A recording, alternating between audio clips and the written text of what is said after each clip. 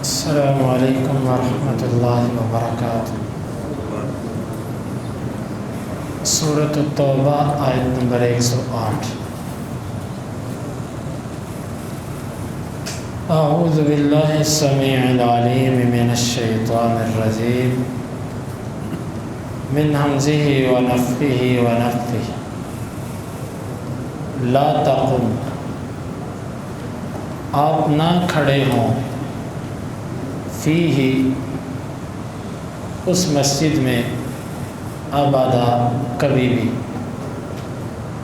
لمسجد، البتہ وہ مسجد، اس سیسا جو بنیاد رکھی گئی، علی پر، التقوی، تقوی، من سے، اولی پہلے، یوم دن، احق زیادہ حقدار ہے، ان کے تقوم آپ کھڑے ہوں، فی اس میں، فی ہی اس میں، رجال ایسے مرد ہیں، یحبون وہ محبت کرتے ہیں، ان کے یتطہر وہ پاکی حاصل کریں، واللہ اور اللہ یحب محبت کرتا ہے، المطہرین پاکی حاصل کرنے والوں سے۔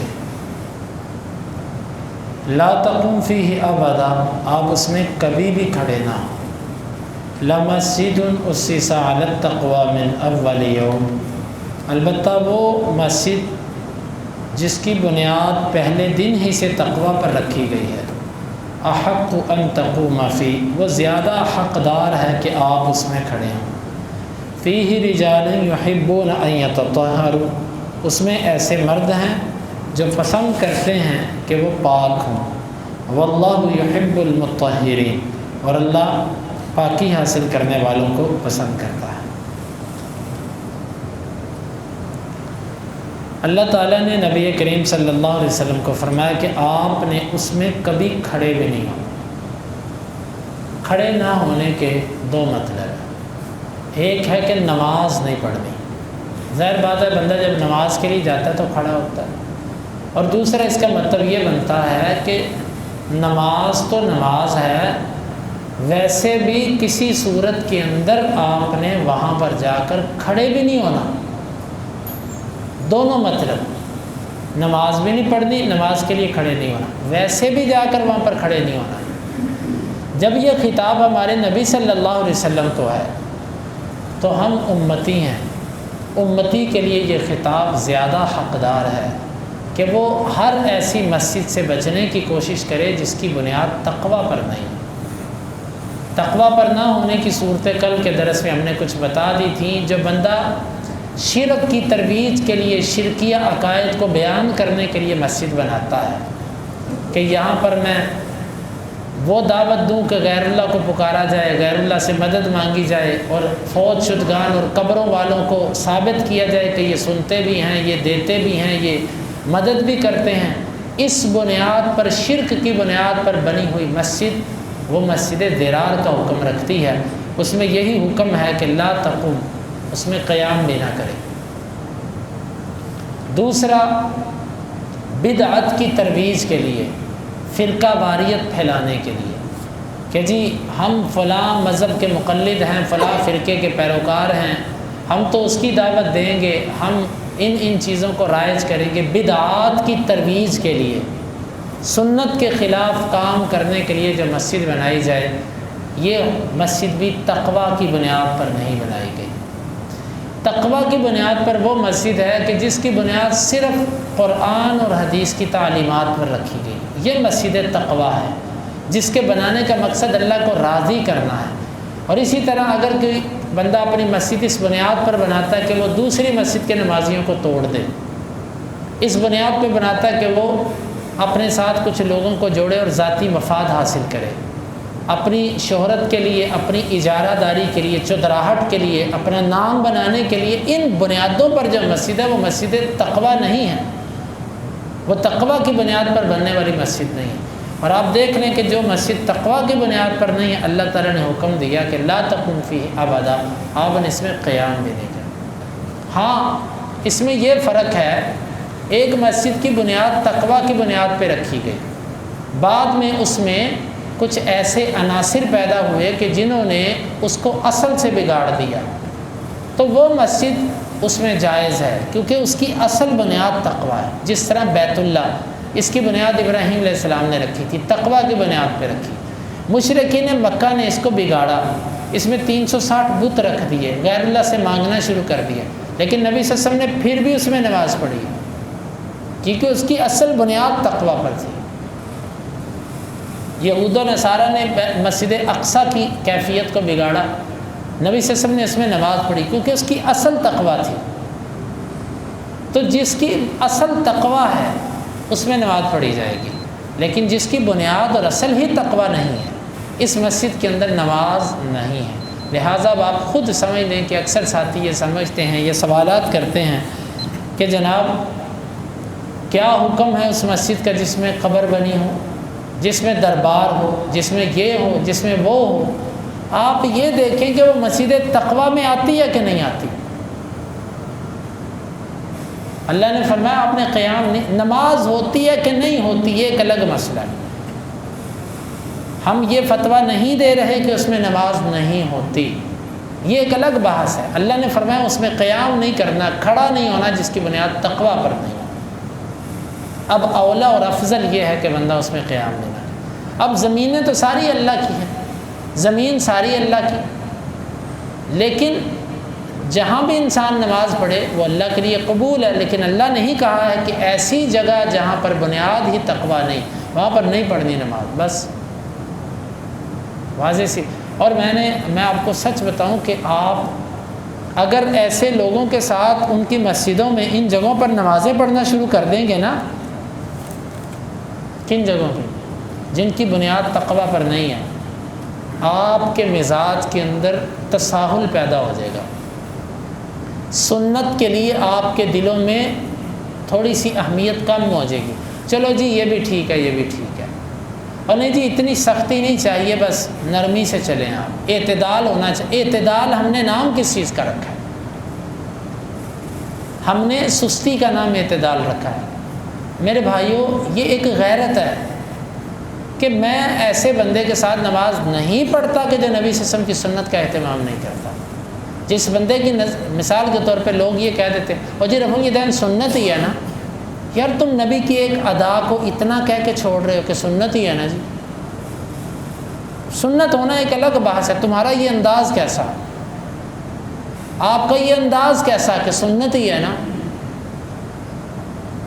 جہاں پر محبت ہوتی ہے نا وہاں پر حیثیت نہیں دیکھی جاتی کہ اس حکم کی حیثیت کیا ہے، وہاں پر یہ کہا جاتا ہے کہ میرے حبیب نے یہ حکم دیا ہے، بس اس کا یہ حکم ہے۔ حکم جس نوعیت کا بھی ہے، میرے حبیب کی یہ ادا تھی، یہ جس نوعیت کی بھی ہے، میں نے اس ادا کو اختیار کرنا۔ نبی نے رفع الیدین کیا، چھوڑو اس کی حیثیت، فرض کیا کہ سنت کی ہے۔ اگر نبی سے محبت ہے فاتبعونی، تو نبی کی پیروی کرو۔ ان مساجد میں نقصان نماز پڑھنے سے یہ ہوتا ہے کہ انسان سنت کے معاملے میں سست پڑ جاتا ہے، اور اہل البدع اور خلاف سنت جن کے عقائد ہیں ان کے لیے دلوں میں نرمی آ جاتی ہے، نہ وہاں پر سنت کے مطابق صفیں، نہ وہاں پر سنت کے مطابق نماز۔ آپ کیوں کمزور اور غیر معیاری چیز آپ کیوں لیتے ہیں؟ جب آپ اپنے کھانے پینے کے لیے معیاری چیز سے نیچے نہیں آتے، آپ کہتے ہیں میں اچھا دودھ لے کر جاؤں، اچھا پھل لے کر جاؤں، اچھی سبزی لے کر جاؤں، تو کھانے پینے میں جب آپ باذوق ہیں تو عبادت بھی روح کی غذا ہے، اس میں ہم باذوق کیوں نہیں، اس میں ہم عمدہ خوراک کیوں نہیں لیتے؟ تو یہ ہر وہ مسجد جس کی بنیاد کتاب و سنت سے ہٹ، دعویٰ تو ہر کوئی کرتا ہے جی ہم کتاب و سنت پہ چلتے ہیں، لیکن دعوے سے تو کوئی چیز ثابت نہیں نہ ہوتی، ثابت تو ہوتی عمل سے۔ کس کا دعویٰ نہیں؟ مرزائی بھی دعویٰ کرتا ہے ہم کتاب و سنت پہ چلتے ہیں، صحابہ کو تبرہ کرنے والا بھی دعویٰ کرتا ہے کہ ہم کتاب و سنت پہ چلتے ہیں۔ دعویٰ کس کا نہیں ہے؟ لیکن دعوے سے تو کوئی چیز ثابت نہیں ہوتی، ثابت ہوتی عمل سے۔ تو لہٰذا ایسی مسجدوں کے اندر اجتناب کیا جائے۔ ہوتی ہے کہ نہیں ہوتی ہے بحث ہی چھوڑ دیں کہ بس بھائی یہ ایک غیرت ہے کہ نہیں پڑھنی۔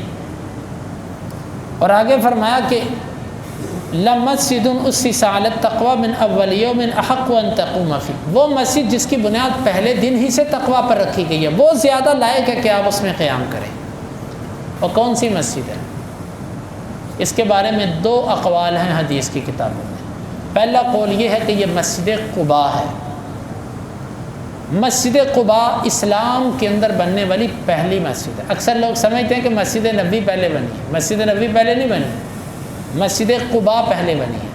نبی کریم صلی اللہ علیہ وسلم پہلے آئے تھے، قباء میں آپ ٹھہرے تقریباً 10 راتیں، یہ آپ کا ننیال تھا، یہاں پر آپ نے اس مسجد کی بنیاد رکھی تھی، مسجد قباء۔ اس کے بعد آپ مدینہ تشریف لائے اور یہاں پر پھر آپ نے مسجد نبوی بنائی۔ تو مسجد قباء یہاں پر اشارہ ہے، کیونکہ یہ منافقین کی مسجد بھی قباء مسجد کے قریب تھی۔ اللہ نے فرمایا کہ اگر قباء میں نماز پڑھنی ہے تو یہاں پر پڑھنے کی بجائے اس مسجد میں پڑھو جس کی بنیاد پہلے دن سے تقویٰ پر ہے۔ اس سے مسجد قباء مراد ہے۔ لیکن ترمذی کی حدیث میں ہے کہ 2 آدمیوں نے جھگڑا کیا کہ مسجد تقویٰ سے کون سی مسجد مراد ہے، تو نبی صلی اللہ علیہ وسلم نے فرمایا تھا وہ یہ میری مسجد مراد ہے، مسجد نبوی۔ یعنی ایک حدیث میں آتا ہے کہ مسجد قباء اور ایک حدیث میں آتا ہے مسجد نبوی، لیکن اس میں کوئی تضاد نہیں ہے۔ مسجد قباء کی بنیاد بھی تقویٰ پر رکھی گئی تھی اور اس کے بعد مسجد نبوی کی بنیاد بھی تقویٰ پر تھی، دونوں ہی مسجد تقویٰ ہیں۔ اب مسجد قباء اس کی فضیلت نبی کریم صلی اللہ علیہ وسلم نے بیان فرمائی کہ اس میں جو 2 رکعتیں پڑھتا ہے اس کو 1 عمرے کا اجر ملتا ہے، صحیح حدیث ہے۔ اور آپ صلی اللہ علیہ وسلم کی عادت مبارک تھی کہ ہفتے کے دن 1 مرتبہ آپ جایا کرتے تھے، کبھی سوار ہو کے کبھی پیدل، مسجد قباء میں 2 رکعتیں پڑھ کے آ جاتے تھے، یہ آپ کی عادت مبارک تھی۔ تو یہ آپ صلی اللہ علیہ وسلم نے اس مسجد کی فضیلت بیان کی ہے۔ اور ساتھ آگے فرمایا کہ آپ تقویٰ والی مسجد میں کھڑے ہوں، فیہ رجال یحبون ان یتطہروا، اس مسجد میں کچھ ایسے لوگ ہیں جو طہارت کو پسند کرتے ہیں۔ معلوم ہوا کہ ایسے نمازی جو طہارت کو پسند کرتے ہوں ان کی بھی ایک اہمیت ہے، ذرا غور کیجئے گا۔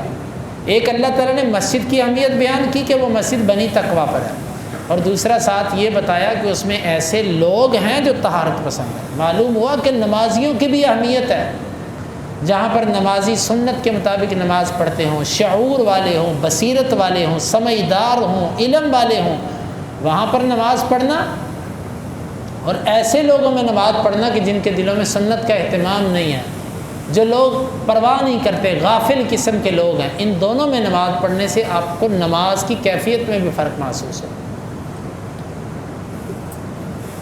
وہاں پر تو ایسے لوگ ہیں جو طہارت کو پسند کرتے ہیں، اور یہاں پر تو منافقین ہیں مسجد زرار کے اندر کہ جو اس چیز کو طہارت کو پسند ہی نہیں کرتے۔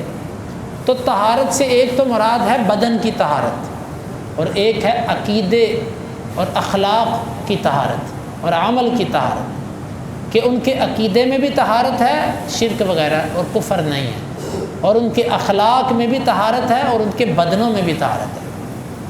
جامع ترمذی، ابو داؤد اور دیگر حدیث کی کتابوں میں آتا کہ آپ نے اہل قباء سے پوچھا کہ تم کیا ایسا عمل کرتے ہو کہ اللہ نے تمہارے بارے میں کہا ہے کہ رجال یحبون ان یتطہروا، اللہ نے تمہاری تعریف کی ہے؟